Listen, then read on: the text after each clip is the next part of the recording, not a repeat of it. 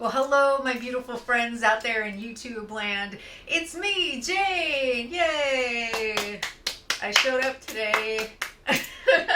I just got done being sick. No COVID, thankfully, but just felt terrible for about 2 or 3 days. And so I took a few days off and I looked through some of my other videos that I was going to have for you guys ready last week, and I just wasn't happy with them, and I want to be able to give you guys the best that I can give you. That being said, today we are going to be looking at the Pantone color of the year 2022, which is called Very Peri. And I know that they announced this like probably a month ago, I think, but I'm really excited to kind of take a look and see what I can dig out of my colored pencils, maybe a few watercolors, maybe a few markers. Mostly colored pencils are the thing that I'm focusing on today, because I know a lot of you that watch my channel love colored pencils and that's what you do, but I know that a lot of you like mixed media too, so here I am, I'm showing up for you.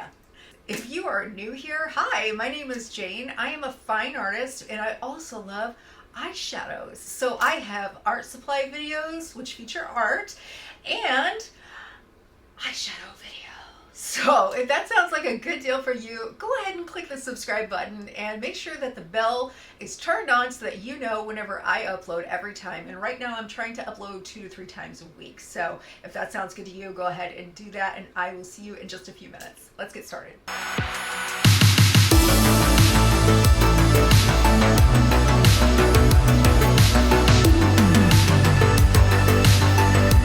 So real quick, if you are wondering what's on my fingernails today, it is the Neon Pop from Salon Perfect, and you can get this at Walmart. It is called Ride the Heat Wave.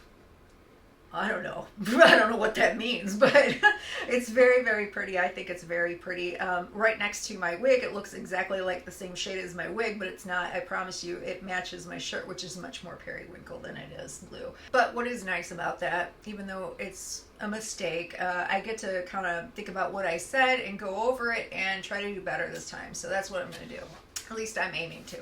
But I've got a chart here full of my choices for colored pencils, and then we have these 3, which are the markers, and then I'm just going to show you some watercolor swatches. There's like 2. I mean, watercolor is one of those things that you can make your own periwinkle blue just by making something lighter, if that makes sense. Or with gouache, I really didn't have anything that was really periwinkle in gouache. So that's sort of a mixing situation. I'm just looking at mostly colored pencils today. So I feel like these are appearing much more blue than they are periwinkle with these right next to it. But I probably should have swatched them on a different sheet of paper. But here we are. So I'm going to show this to you. So this is Holbein Lavender Blue. I feel like this is it has a good sense of periwinkle, and I feel like these shades are kind of showing up a little bit more blue and less periwinkle. Maybe that's just because I have them all together, I don't know. But this right here is Prismacolor. Is it Prismacolor? No, it's the Derwent Light Fast Mid Ultramarine. Very, very nice. You can see that this has more red in it than this does. So I think this one might be a little bit more periwinkle than this one. This one is actually called Periwinkle, and it's by Prismacolor. To me, that's not periwinkle at all. And I'm not just picking on Prismacolor because it's fun, but but it looks darker than your actual periwinkle, okay? But if we look here, we've got Prismacolor Blue Violet Lake. This, to me, looks much more periwinkle than the actual periwinkle does, if you ask me. I think there's more red in this. I think this is lighter than this one, and this one should have been named periwinkle for sure. Now this one I don't know, I swatched it and then I decided that it really wasn't periwinkle, but I wanted to see what it looked like compared to the lavender blue over here, and I probably should have put them side by side, but here we are. So this is actually Forget Me Not by Holbein. Forget Me Not Blue looks a lot more like your traditional pastel blue than it does the lavender. Well, yeah, it looks much more pastel blue than the lavender blue. So, you know, this is kind of a trial and error thing. This to me looks like, you know, you could probably layer it with some red and actually get, or a pink, and get that periwinkle if you didn't have the Holbein Lavender Blue. So here we have the Color Soft Iced Blue, Now these two right here, they definitely look more along the lines of a traditional pastel blue. Like I said, you could probably layer it with some pink and get the results that you want, or maybe like an alizarin crimson. So if we look at these compared to this Blue Violet Lake by Prismacolor, this one is far more superior in the periwinkle category. But moving on, we have probably one of the most impressive ones that I found, which was surprisingly Cassell Art's Cobalt Blue Light. Now, sure, it kind of looks cobalt blue, but it's not entirely full-fledged, full pigment cobalt blue, hence the name, but it looks periwinkle to me. I mean, that kind of gives you probably a pretty solid color in periwinkle, because it's got red and it's got blue in it, and yet it's not lilac, and it's not traditional soft pastel blue.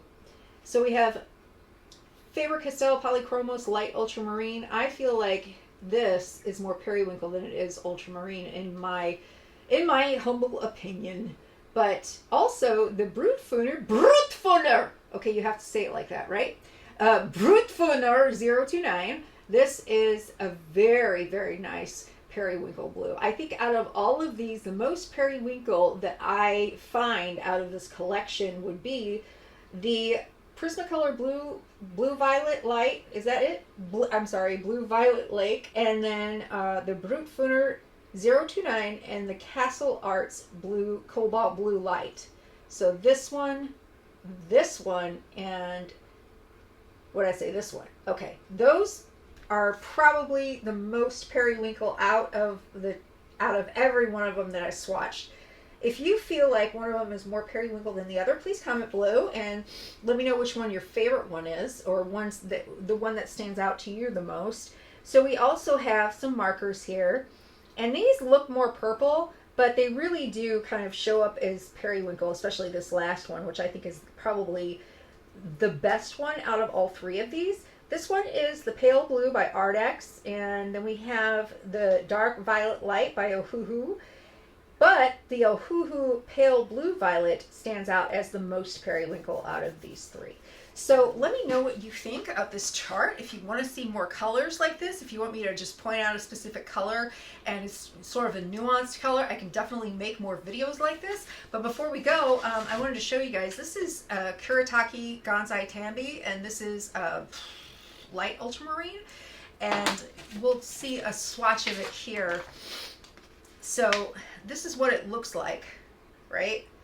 And this looks like your kind of traditional soft blue, like a pastel blue. But honestly, if you look at their ultramarine straight up, it really does look more periwinkle than ultramarine, doesn't it? So these two, to me, they stand out as a periwinkle shade. It may not be dead on periwinkle, but it's pretty close. And so I looked at Holbein, and I have these Holbein dots that I did a live stream on, so you can see them swatched if you want to. I'll put a link in the description box below. But we have lavender here.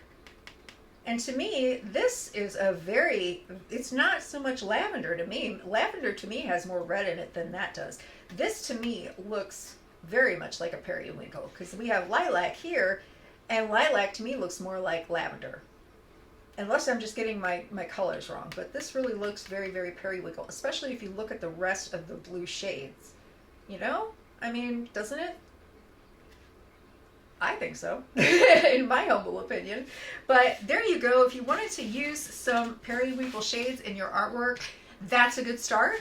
And so if you really, really like this kind of video where I just talk about a specific color and I go into it and I look at my art supplies and say, hey, here's some ideas you can start with, definitely let me know. I'm also doing color groups that are more like colors of the rainbow, but I did decide to go ahead and do turquoise and teals because I love turquoise so much and teals so much that they need to be in their own video versus greens. I didn't want them lumped into the greens because they're kind of blue green. So I like that.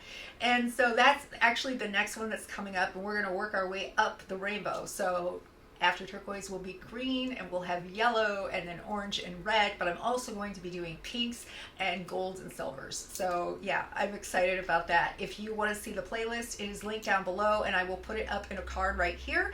So also I'm doing this for eyeshadows. So if you love makeup like I do, and you want to see my favorite eyeshadow palettes that are kind of monochromatic palettes, or at least they have really, really good shades that are of a specific color in those palettes, definitely check out the playlist that I have linked below too as well. And check out all of my playlists. I have a Wonderful World of Colored Pencils playlist if you don't know, and it has everything pretty much that I have covered on this channel that features colored pencils. So with that said, let me know if you like it. Give it a thumbs up if you enjoyed this video. I know it's kind of a short one, but it's a lot of fun. So, all right, I'll see you guys next time, and keep creating, okay? Bye.